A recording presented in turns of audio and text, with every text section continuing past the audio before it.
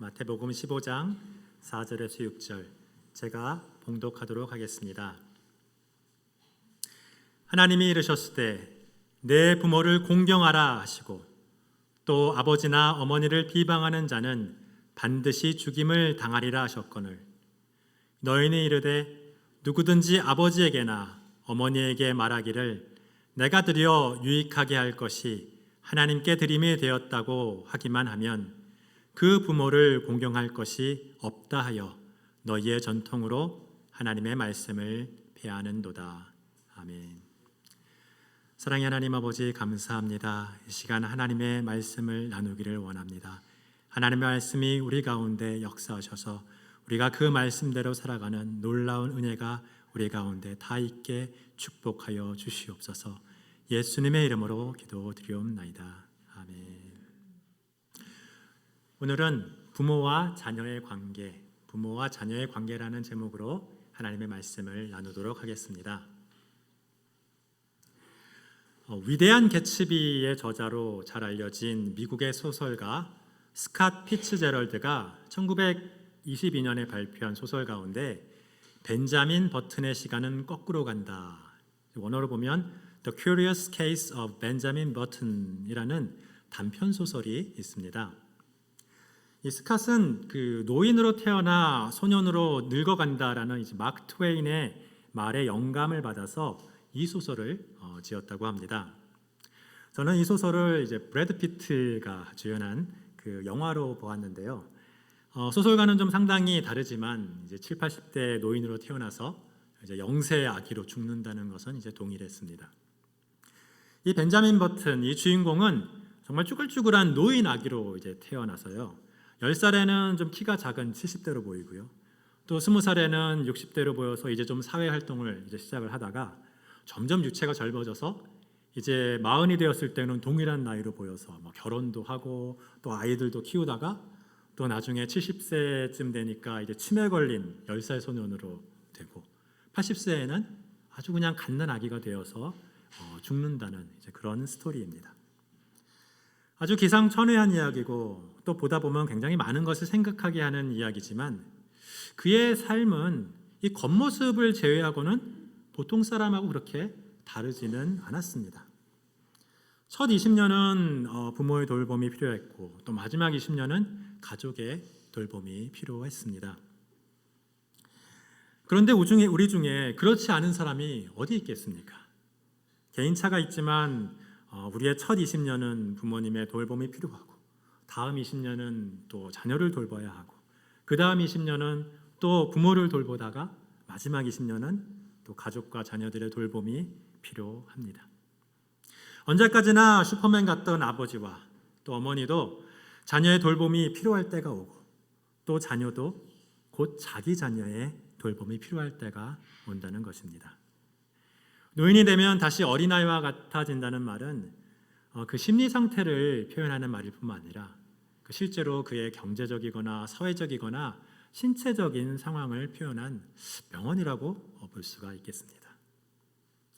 그래서 하나님은 에덴을 떠난 이 유한하게 된 인간에게 서로를 돌볼 가족을 허락하셨습니다. 영원히 살아갈 수 없게 된 그 인간을 위해서 그의 이름과 삶을 이어갈 자녀를 허락해 주신 것입니다. 결혼은 타락 이전부터 있었지만 이 자녀를 낳는 일은 타락 이후에부터 시작된 것을 우리는 볼 수 있습니다. 그리고 그 자녀들에게는 하나님을 대신할 아버지와 어머니를 허락해 주셨습니다. 인간을 돌봐주시던 하나님 아버지를 떠나 스스로 하나님의 역할을 하게 된 인간은 이제 자녀들을 스스로 돌봐야 했습니다. 그리고 하나님을 떠난 인간들을 구원하기 위한 하나님의 구원 역사는 시작되었고 그 구원 역사를 이어갈 인간들은 생육하고 번성하기 시작했습니다. 그 인간들에게 하나님은 에덴에서 주었던 이 세상을 다스리고 통치할 그 권세를 다시 빼앗아 가지 않으시고 그대로 두셨는데 그 중에 하나가 부모의 권세라고 할 수 있습니다. 그래서 부모들은 자녀를 생산할 수 있는 권세와 그 자녀를 다스릴 수 있는 권세를 가지고 있습니다. 이는 하나님이 인간을 창조하였기에 그 인간을 다스릴 권세를 가진 것과 마찬가지라고 볼 수 있습니다. 그러나 그 권세는 독립적인 것이 아니고 하나님으로부터 나오는 권세이기 때문에 하나님의 뜻에 순종하여서 행사해야 합니다. 왜냐하면 창세기 4장 1절 하와의 고백처럼 모든 자녀는 아버지 하나님으로 말미암기 때문입니다.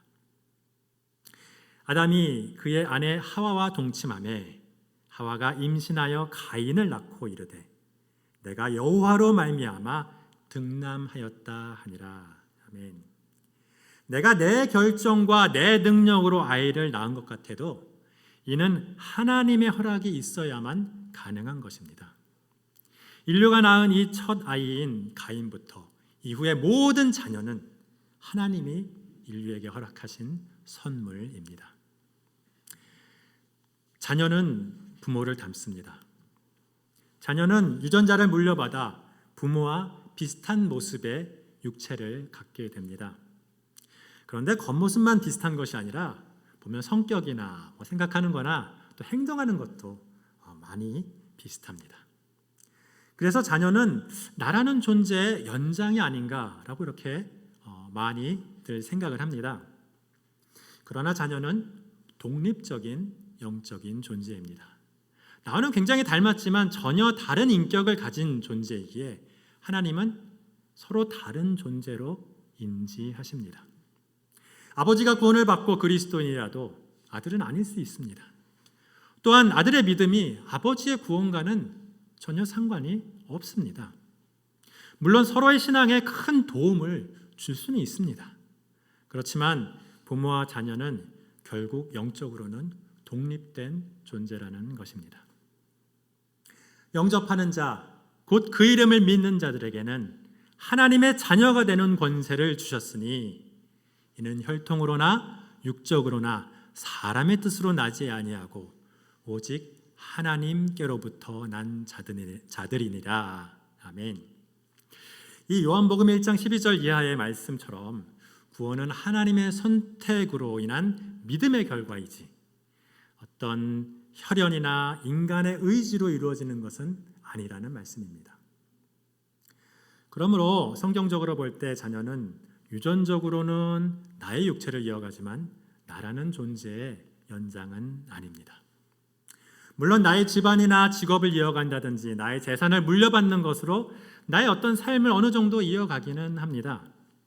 그러나 자녀는 하나님께서 우리에게 허락하신 나와는 다른 영혼을 가진 독립적인 존재라는 것을 잊어서는 안 될 것입니다.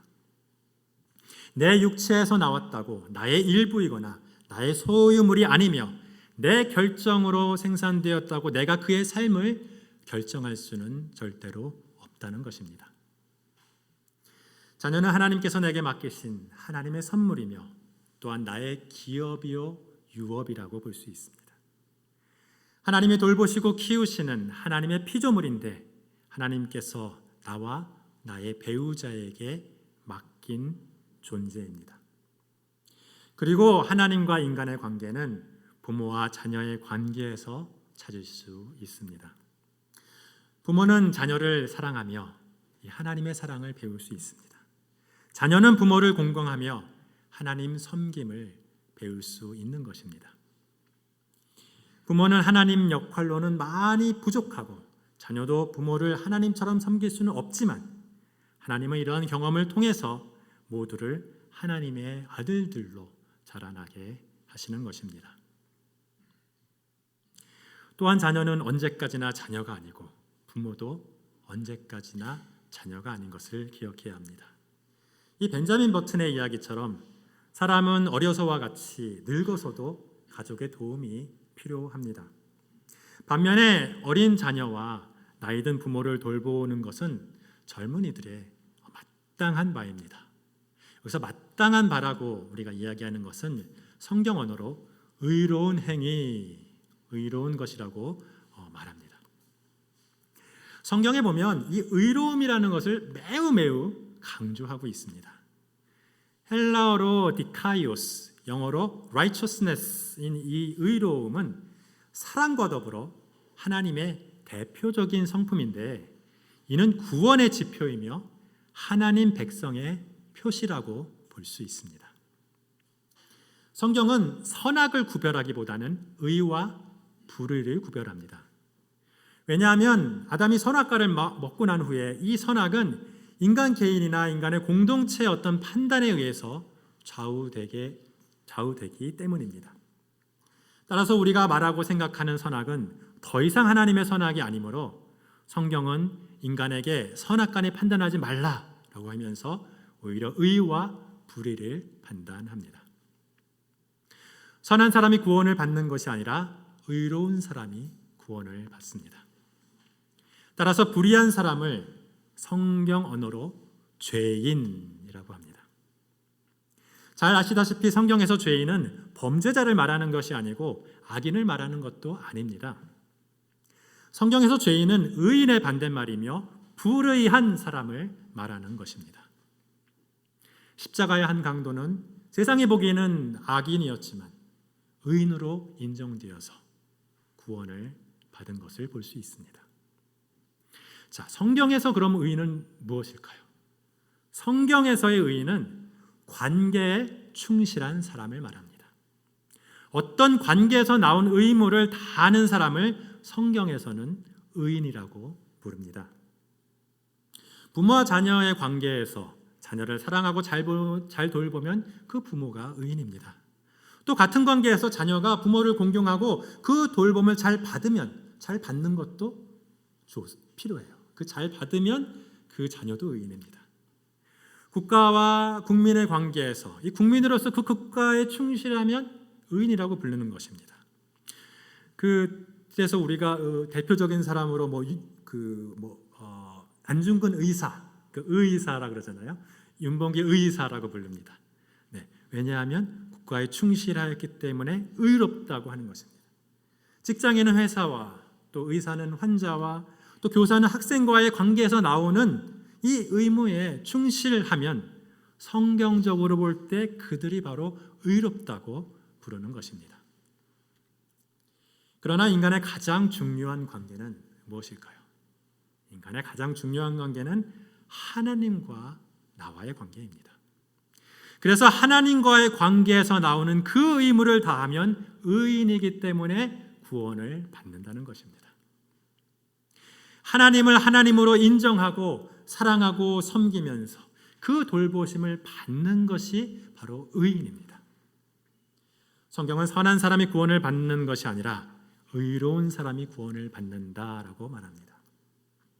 창세기 38장 26절에 유다가 굉장히 부도덕해 보이는 며느리 다말에게 이렇게 이야기하죠. 너는 나보다 옳도다. 원어를 그대로 보면 너는 나보다 의롭도다 라고 고백을 했는데 그 고백의 이유가 여기에 있습니다. 그러나 그 누구도 이렇게 온전히 의로워서 구원받은 사람은 역사상 없었습니다. 로마서 3장 10절에 기록된 바 의인은 없나니 하나도 없도다라고 하죠.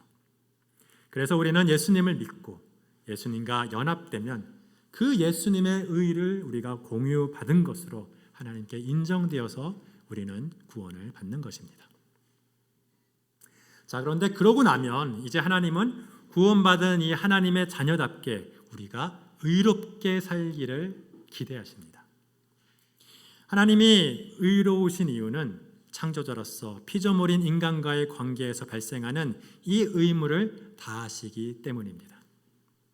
인간의 배신에도 불구하고 끝까지 사랑하고 어떻게든 구원하기 위해서 십자가를 지십니다. 로마서 5장 8절에 우리가 아직 죄인 되었을 때 그리스도께서 우리를 위하여 죽으심으로 하나님께서 우리에 대한 자기의 사랑을 확증하셨느니라. 아멘. 창조하신 피조물을 어떠한 상황에서도 끝까지 책임지시는 것입니다. 이는 우리가 하나님의 자녀로서 본받아야 할 의로움입니다. 그렇게 사는 것이 그리스도인의 삶의 절대적인 목표가 됩니다. 먼저는 하나님의 허락하신 부모님을 돌봐야 되고, 또 아내와 남편을 돌봐야 되고, 또 자녀를 돌봐야 합니다. 내 지금 현재의 나이와 또 내 가족의 형편에 따라 다를 수는 있어요. 그러나 내가 돌봄을 받는 것도 의로운 것이고, 또 내가 돌보는 것도 의로운 것이란 말입니다. 내가 하나님의 의로움을 연습하고 닮아갈 수 있는 기회를 우리에게 부여해 주셨습니다.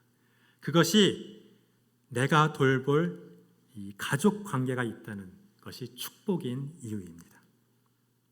이를 통해서 우리는 회복된 하나님 나라에서 예수님과 연합한 하나님의 대리자로서 우리에게 다가올 새 하늘과 새 땅을 다스리며 축복하며 살아갈 수 있도록 준비되어져 갑니다. 이를 위해 구약에서부터 부모를 공경하고 돌보라는 말씀이 강조되고 있는 것입니다. 십계명에는 하나님을 섬기라는 세 계명과 인간을 섬기라는 7계명이 있습니다. 그 인간을 섬기라는 그 7계명 중에 첫 계명이 무엇일까요? 당연히 이것이겠죠. 부모를 공경하라는 계명입니다. 출애굽기 20장 12절 10계명 중 넷째 계명으로 내 부모를 공경하라. 그리하면 내 하나님 여호와가 내게 준 이 땅에서 내 생명이 길리라라고 말씀하고 있습니다. 거기에 더해서 출애굽기 21장 17절에는 자기의 아버지나 어머니를 저주한 자는 반드시 죽일지니라. 너무 무시무시한데요. 이렇게 말씀하고 있습니다.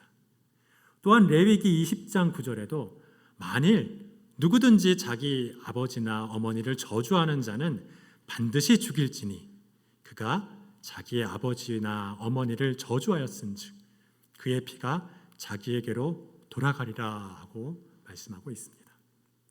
여기서 부모를 저주하는 자의 원어를 살펴보면 그 뜻이 부모를 무시하거나 가벼이 여기는 자를 의미합니다. 왜 이렇게 부모를 무시하는 사람에게 큰 벌을 내렸냐면요, 부모를 무시하는 사람을 하나님을 무시하는 사람과 동일하게 여겼기 때문에 그렇습니다. 하나님을 대신하여 자녀를 다스리게 한 이 부모를 무시하는 것은 하나님이 세우신 창조 질서를 파괴하는 것이고 하나님의 주권에 도전하는 것으로 여겼기 때문입니다. 따라서 레위기 24장 16절에 나오는 것처럼 여호와의 이름을 모독하면 그를 반드시 죽일지니 온 회중이 돌로 그를 칠 것이니라. 이렇게 한 것처럼 부모를 무시한 것이 하나님을 모독한 것으로 동일하게 여기고 최고의 벌을 내렸던 것입니다. 따라서 이는 부모가 그런 어떤 공경을 받을 자격이 있어서 공경하는 것이 아니고 하나님을 공경함을 가르치기 위해서 부모를 공경하라고 하신 것입니다. 따라서 우리는 부모님이 혹 부족하다 할지라도 그를 우리에게 주신 하나님을 생각하면서 하나님을 섬기듯이 부모님을 섬겨야 하는 것입니다. 부모님도 나와 똑같고 또 여러 면에서 부족한 한 인간이라는 것을 우리는 이해해야 합니다. 물론 부모님을 그렇게 잘 이해하고 사랑하고 존경하는 마음이 더해지면 더욱 좋겠지만 혹시 그렇지 못하더라도 부모님을 공경하고 돌봐야 한다는 것입니다. 그것이 하나님께서 우리에게 허락하신 이 부모님과의 관계에서 나온 의무를 다하는 의로운 행위입니다. 그런데 역사적으로 대부분의 자녀들은 그렇지 못했습니다. 예수님의 시대에도 이러한 하나님의 말씀에 순종하지 못한 많은 자녀들은 여러 가지 핑계를 대며 부모 공경하기에 소홀하였습니다.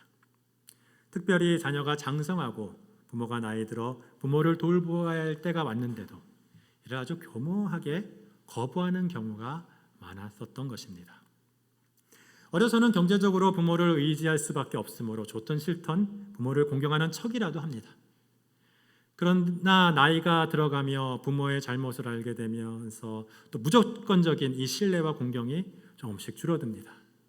그리고 결혼을 하고 자녀를 낳아 기르고 경제적으로 독립을 하면 그 의존도는 더욱더 줄어들 수밖에 없습니다.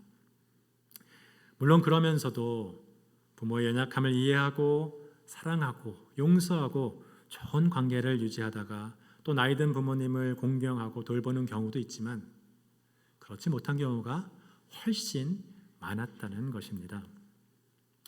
게다가 오늘 본문에서 하나님을 섬긴다고 하는 이 바리새인들은 나이 든 부모를 섬기지 않을 것을 정당화하기 위해서 율법을 잘못 해석한 어떤 전통을 내세우기까지 합니다. 예수님은 오늘 본문에서 그런 그들에게 일침을 놓으시는 것입니다. 하나님이 이르셨으되 내 부모를 공경하라 하시고 또 아버지나 어머니를 비방하는 자는 반드시 죽임을 당하리라 하셨거늘 너희는 이르되 누구든지 아버지에게나 어머니에게 말하기를 내가 드려 유익하게 할 것이 하나님께 드림이 되었다고 하기만 하면 그 부모를 공경할 것이 없다 하여 너희의 전통으로 하나님의 말씀을 피하는도다 라고 예수님은 비판하시는 것입니다. 그들은 부모를 봉양해야 할 이 제물을 하나님께 드렸다 하므로 부모 봉양의 의무를 면제받았다고 하는 것입니다. 병행구절인 마가복음 7장 11절에 보면 이렇게 하나님께 드린 헌물을 고르반이라고 불렀는데 이는 율법을 잘못 해석한 바리새인들의 어떤 전통 중에 하나였습니다. 여기서 전통이라는 것은 이 율법을 해석해서 만든 어떤 세부적인 규율인데 오히려 율법의 뜻을 오해하고 자신들의 필요에 맞춰서 적용함으로 율법을 범하게 되었다는 것입니다.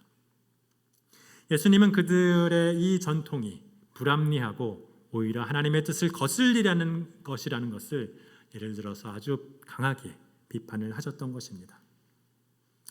물론 오늘날에 하나님께 헌신을 하거나 헌금을 드린다는 핑계로 부모를 공경하고 돌보지 못하겠다는 사람은 별로 없어 보입니다. 그러나 이와 비슷하게 어떤 정당화를 하는 것은 어떤 정당해 보이는 핑계를 드는 것은 얼마든지 많이 있는 것 같습니다. 나의 자녀를 아직 돌보느라고 여력이 없다고, 직장에서 바쁘다고, 내가 나의 일이 너무 바쁘다고, 또 경제적인 여유가 없다고 하기도 하고, 또 부모의 충분한 경제력을 또 핑계를 삼기도 합니다. 그러나 어린 자녀가 돌봄이 필요하듯 나이 든 부모도 돌봄이 필요합니다. 꼭 경제적인 것만이 아니라 정서적인 돌봄도 필요합니다. 또한 육체적으로 함께 있어주는 돌봄도 그들에게 정말 필요한 것입니다. 우리는 먼저 우리의 부모님들에게 우리가 필요하다는 것을 깨달아야 합니다. 요즘은 벤자민 버튼의 때보다 오래 사니까 이제 7, 80이 아니라 한 90세 정도가 이제 기준이라고 한다면 70세가 넘어가면 10대 아이와 같고요. 80세가 넘어가면 10살 이하의 어린아이와 같아진다고 우리가 이해를 하면 어떨까 이렇게 생각을 해봅니다. 물론 영적으로 성숙해가는 부분도 있지만 또 육체적으로나 정서적으로나 약해져가는 부분이 있다는 것을 우리는 기억해야 합니다. 따라서 가족의 돌봄과 이 도움이 필요하다는 것을 우리는 성경을 통해서 더욱 확실하게 인지해야 합니다.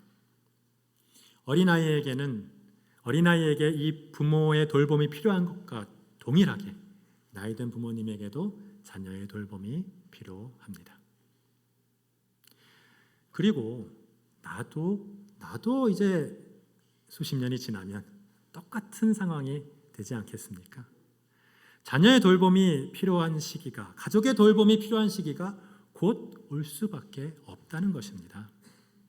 충분한 돈이나 앞으로 생길 인공지능 이런 것으로 해결할 수 없는 자녀의 돌봄, 가족의 돌봄이 언제까지나 존재합니다. 그런데 이미 그런 자녀나 가족의 돌봄을 포기한 경우가 너무나 많은 것 같습니다. 그래서 돈을 모으고 죽을 때까지 붙잡고 있습니다. 때가 되면 나누어 줘야 할 터인데 하나님도 믿지 못하고 자녀도 믿지 못하고 가족도 믿지 못하니 죽을 때까지 돈만 믿는 것입니다. 이는 잘못이라기보다는 정말 우리의 안타까운 현실입니다. 하나님의 나라는 이러한 세상 나라와는 달라야 할 것입니다. 돈이 아니라도 서로가 믿고 의지하는 세상이어야 할 것입니다. 강자가 약자를 돌보는 세상이어야 할 것입니다. 내가 강할 때 도움을 주고 내가 약할 때는 도움을 받는 그런 의로운 관계로 맺어진 세상이 바로 하나님의 나라입니다. 그 하나님의 나라를 이 가정에서 부모와 자녀의 관계에서 시작하라고 인간을 향한 첫 계명을 주셨던 것입니다. 이렇게 율법이 기록된 3600년 전이나 예수님이 말씀한 2000년 전이나 지금까지도 하나님은 계속해서 말씀하고 계십니다. 내 부모를 공경하라. 내 부모를 공경하라. 이것이 바로 하나님의 인간 사랑을 향한 첫 번째 계명입니다. 절대로 핑계할 수 없는 계명입니다. 인간의 첫 번째 관계에서 나오는 그 의무를 다하는 첫 번째 의로움을 이루라는 것입니다. 이는 하나님을 믿고 사랑한다 하면서 첫 번째로 이 땅에서 실천해야 될 하나님의 명령이라는 것입니다. 따라서 부모를 공경함 없이 이웃을 사랑할 수는 없습니다. 부모를 공경함 없이 복음을 전하고 교회를 세울 수 없다는 것입니다. 부모를 공경함 없이 하나님의 나라는 결코 이 땅에서 이루어질 수 없다는 것입니다. 예수님은 이를 직접 행하심으로 우리에게 본을 보여주셨습니다. 유대 전승에 따르면 예수님의 아버지 요셉은 예수님이 10대 후반에 죽었다고 합니다. 그렇다면 맏아들이었던 예수님은 소년 가장이 되어서 예수님과 수많은 동생들을 돌볼 수밖에 없었을 것입니다. 예수님은 하나님의 나라의 일을 준비하시면서도 목수일을 하시며 어머니와 동생들을 돌보셨습니다. 그리고 가나의 혼인잔치에서 아직 때가 차지 않았음에도 불구하고 예수님은 어머니 마리아의 부탁을 들어주셔서 물로 포도주를 만듭니다. 어머니를 공경하였기 때문에 그렇습니다. 하나님의 계획보다 어머니가 먼저였습니다. 하나님은 이를 옳다 인정하시고 이를 예수님이 하나님의 아들임을 증거하는 기적인 그 요한복음의 7표적이 있는데요. 이 7표적 중에서 첫 번째로 기록을 하십니다. 그리고 예수님은 십자가에 달리셨던 그 절대절명의 순간에도 어머니를 돌볼 생각을 하셨습니다. 그래서 사촌동생이자 사랑하는 제자였던 요한을 가리키면서 자기 어머니에게 말씀하시되 여자여 보소서 아들이니이다 하시고 또 그 제자에게 이르시되 보라 내 어머니라 하시면서 그 어머니의 노후를 돌봐드릴 것을 부탁합니다. 그러므로 우리는 이 예수님을 믿은 후에 첫 번째로 부모님을 먼저 공경해야 할 것입니다. 그리고 나서 우리의 신앙의 지평을 넓혀가야 할 것입니다. 자녀를 돌봐야 할 것이고 배우자를 서로 돌봐야 할 것이고 형제자매들도 서로 돌봐야 할 것입니다. 그래서 디모데전서 5장 8절에도 누구든지 자기 친족, 특히 자기 가족을 돌보지 아니하면 믿음을 배반한 자요 불신자보다 더 악한 자라라고 말씀하시는 것입니다.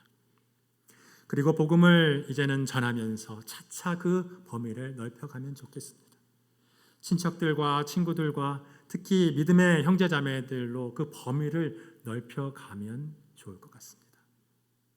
그 미국의 정신과 의사이자 또 신학자라고도 볼 수 있는 이 스캇펫 박사의 아직도 가야 할 길이라는 책을 기억하십니까? The Road Less Traveled라는 이 책에는 바로 이와 같은 내용이 있는 것을 볼 수 있습니다. 사람은 성숙해 갈수록 그 사랑의 범위를 넓혀간다라는 것입니다. 그리스도인도 영적으로 또 인격적으로 그 예수님의 장성한 분량에까지 성숙해감에 따라 가족을 사랑하고 친구와 이웃을 사랑하며 그 이웃의 범위를 점점 넓혀간다고 이해하면 좋겠습니다. 여러분, 여러분의 사랑의 범위는 얼마나 넓혀가고 있습니까? 아직도 부모를 공경하지도 못하고 있다면 거기서부터 시작해야겠습니다. 이미 자녀와 가족들과 이웃을 사랑하고 돌보고 계신다면 그래도 그 범위를 넓혀 가십시오. 사랑으로 행하는 그것은 절대로 오지랖이 아니고 그리스도인의 성숙입니다. 이는 그들이 나에게 잘해주던 말던 나에게 감사를 표현하던 말던 상관이 없습니다. 하나님의 계명이니까 먼저 부모를 공경하고 주변의 어른들도 공경하고 믿음의 가족들과 모든 이웃 사랑하기를 실천해 나갈 때 내가 살아가는 이 땅에 하나님의 나라가 임할 것입니다. 그 하나님의 나라를 함께 이루고 함께 누리는 저와 여러분이 되시기를 예수님의 이름으로 축원합니다. 기도하시겠습니다. 사랑의 하나님 아버지, 감사합니다. 우리가 예수님을 믿고 하나님의 자녀로 살게 하심에 감사합니다. 이제 하나님 아버지를 섬김과 같이 이 땅에서 부모님을 잘 섬기게 하여 주시옵소서. 내가 돌봐드려야 할 약해질 부모님이 있다면 자녀를 돌보는 것 이상으로 돌봐드릴 수 있도록 주님 도와주시옵소서. 이것이 관계에서 나온 의무에 충실한 하나님의 의를 이루는 것임을 깨닫게 하시고 모든 사역에 우선할 수 있게 하여 주시옵소서.